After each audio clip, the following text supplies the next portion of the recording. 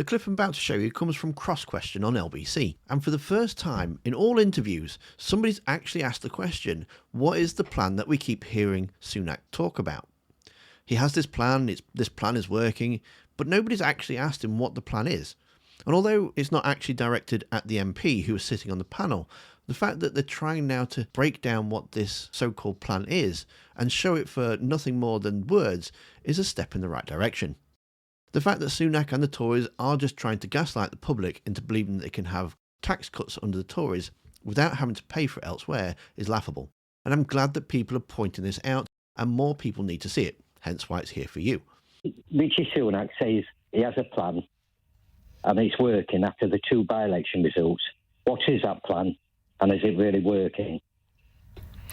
Well, I have to go to you first, Robert Goodwill, I'm afraid. Well, obviously the plan is to get the economy back into fettle, as we say in Yorkshire, so we can reduce taxes. And, the main target was to get inflation down. Inflation's now at 4%, and much to a lot of people's surprise, it stayed at 4%. And I think in due course, interest rates will come down, which will mean that the government will have to spend less on servicing its debt, and people's mortgages will hopefully get cheap. Forecasts seem to be that the economy is going to get better. It's turning round, and I'm confident that people will feel a little bit better by the summer. But how can you say it's turning around when we are now in recession, which we weren't before, and we're not going to be able to come out of recession until the middle of the year? Well, it's not a very deep recession. In fact, a lot of the pundits and the economists that were analysing the situation was basically saying, well, don't panic, guys. This isn't like recession we've had before. This isn't going to go on for years and years. Devon.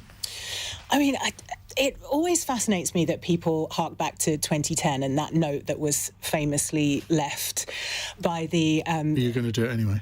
Well, no, because when you look at the amount of debt we are currently in, it is dwarfing the amount of debt that we were in 2010. And so we're going to need a bigger note.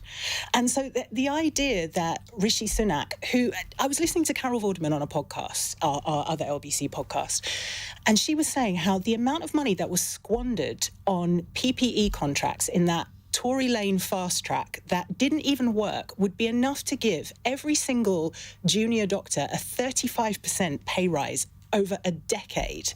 And Rishi Sunak was Chancellor of the Exchequer when that happened. So the idea that he is telling us to trust him and telling us to trust him when the plan seems to be to lower taxes, when look at the state of everything.